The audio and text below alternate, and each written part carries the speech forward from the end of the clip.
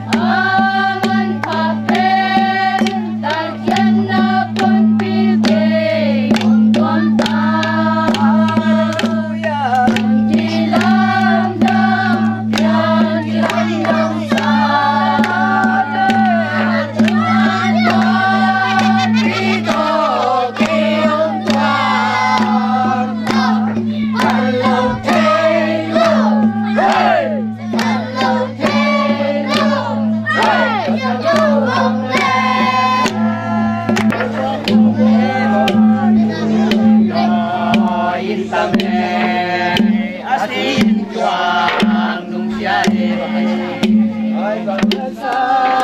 cho kênh Ghiền Mì Gõ để không bỏ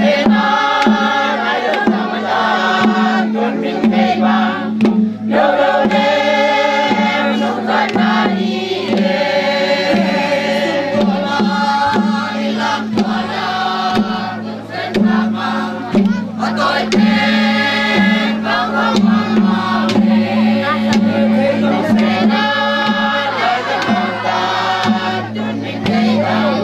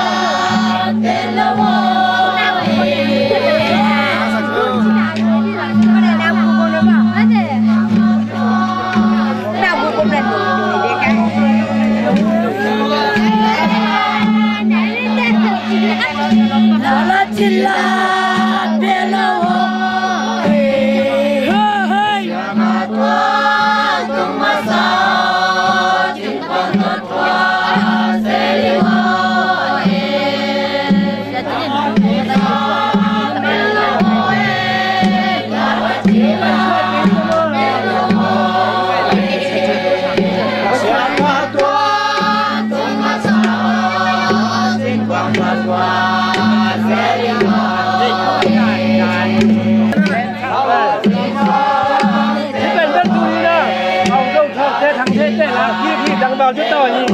những trận vận chuyển đi theo lên thì có tham gia cho chúng tôi nhưng xét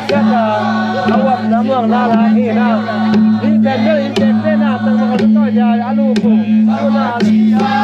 qua được cái gì đập vào cái này tăng vào cái làm chúng tôi dùng gì mà tăng vào chúng tôi dùng gì mà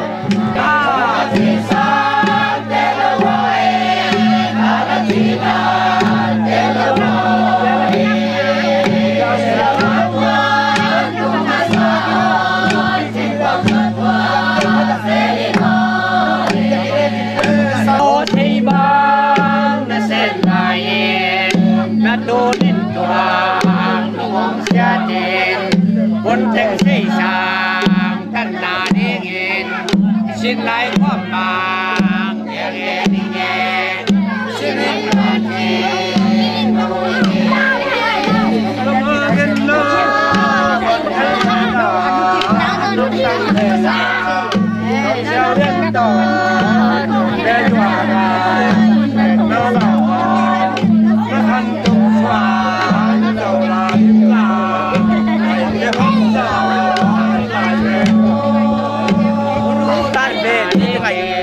lên nào tên này em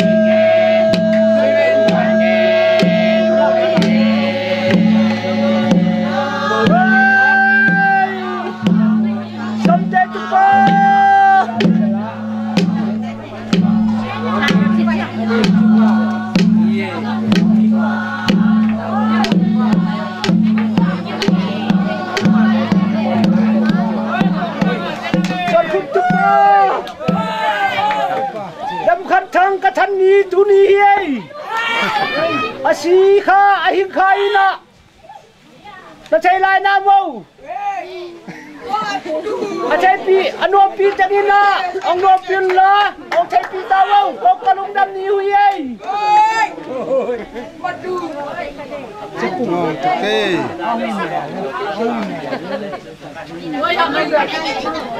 Haleluya. Hãy